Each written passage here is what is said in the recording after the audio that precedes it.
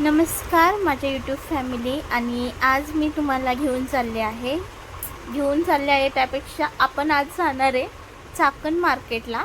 Actually आज Sunday असल्यामुळे पप्पा बोलले की चला तुम्हाला चाकण मार्केट दाखवून आणतो. त्यांना थोडंसं मार्केटचं भाडं पण होतं. मग म्हणलं चला मॉर्निंगचं चला काहीतरी बघायला भेटेल. संडे स्पेशल म्हणलं तर आपल्यासाठी हेच स्पेशल होतं. मग पप्पा मी आणि माझी मम्मी आम्ही गेलो मार्केटला. आम्हाला पण म्हणलं थोडंसं मार्केटमधून सामान वगैरे घ्यायचं होतं. म्हणजे आता उन्हाळा चालू आहे, सो असं बाजारात भाजीपाला खूप महाग भेटतो. कांदे वगैरे बटाटे खूप महाग आहेत. सो आम्ही मार्केटला आम्हाला गोन घ्यायची होती. मग तोसाठी आम्ही मार्केटला आलो. आणि हे बघा हे चाकणचं मार्केट. बापरे, म्हणजे सकाळ सकाळी एवढं उठून माणसं कशी काय येतात कुणास ठाऊक. मला तर ना सकाळ सकाळी उठून असं वाटत होतं बापरे एवढी मेहनत करतात रात्रीची. म्हणजे ना हे तर म्हणजे असं मी खूप सारं ऐकलं दलाल असतात, परत ते शेतकरी माल घेऊन येणार टेम्पो घेऊन येणारे. तर दलाल एक व्हेज घेऊन फिरत असतो. तो बटाटे कांदे टमॅटो कोबी वगैरे जो पण काही भाजीपाला असेल तो विकतो. आणि त्याचं काय असेल ते पट्टी वगैरे असं ते देतात. मग म्हणलं भारी ना रात्रीत पैसा. पण नसतं भारी, ह्यांची मेहनत पण खूप असते. आणि हे बघा कसं बॅगा भरल्या ती बघा. ही भेंडी शिमला मिर्च कोबी. आणि तिकडे बघा हे बघा पूर्ण म्हणजे जिथं जिथं मार्केटमध्ये का नाही असे फक्त पोतं नाही तर किलोने पण माल दिला जातो. आणि हे आहे भुईमुंगाच्या शेंगा. तुम्हाला माहीतच आहे वल्या शेंगा म्हणजे खायला किती भारी असतात. आणि उकडून पण खूप भारी लागतात खायला. आमच्या शेतातच निघतात. आणि हे बघा हे आहे भोपळा. बघा किती मोठमोठा भोपळा आहे. मी तर पहिल्यांदा बघितलं तर खरंच. म्हणजे मी मार्केटमध्ये बघते इकडे छोटे छोटे आणि एवढे मोठे मोठे होते. मग ते भोपळा वगैरे बघितलं आणि थोडं पुढं आलो. मम्मी म्हणली अजून काय बघायचं आहे का. मम्मीला म्हणलं चल बघूयात काय मार्केटमध्ये आहे ते. ॲक्च्युली आम्ही भाजीपाला खरेदी करायला नव्हतं आलो. आम्हाला कांदा बटाट्याची गोण घ्यायची होती म्हणून आम्ही मार्केटला आलो होतो. म्हणलं तेवढं मार्केट पण बघून होईल कारण मी कधीच पाहिलं नव्हतं मार्केट. आणि हे बघा लिंबूची गोण.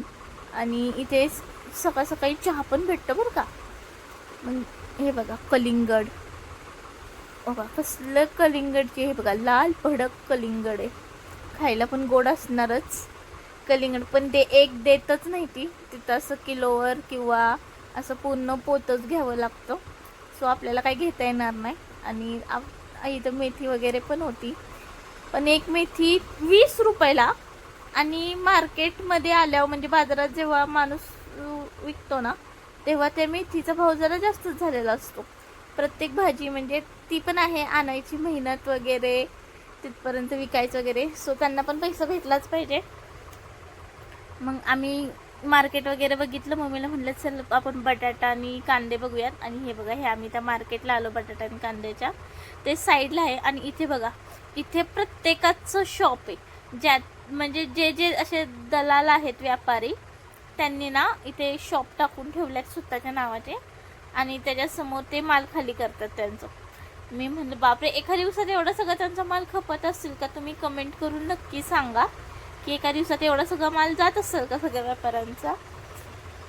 आणि बघा कसे टेम्पोचे टेम्पो भरून आल्यात. आणि प्रत्येक कांद्याची प्राईस ही 12, 13, 14, 15, 16 म्हणजे घेईल असे म्हणजे कांद्यावर डिपेंड होतं की तो कांदा कसा आहे क्वालिटीचा.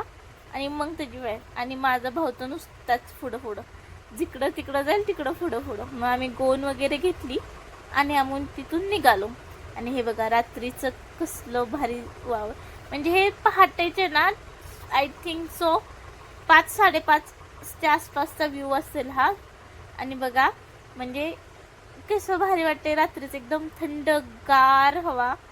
गरमीचा मोसम असल्यासारखं तर मला अजिबात फील झालं नाही.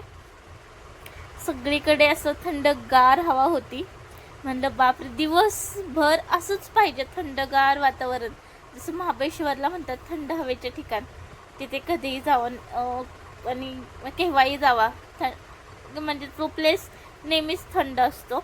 आणि हे थंड मला भारी वाटलं सकाळ सकाळी. आणि हे MIDC मधल्या कंपन्या कारण तिथून मार्केटला जायला MIDC मधूनच जावं लागतं.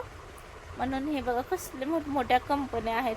मी ना एकदा म्हणजे आमच्या इथं पण MIDC आहे, तिथं मी MIDC मध्ये गेली होती. आतून एवढी मला भयंकर भीती वाटते ना, तेवढे मोठे पत्रे आणि त्यात एवढ्या मोठमोठ्या मशिनी हे ते, मला ते बघूनच भीती वाटते.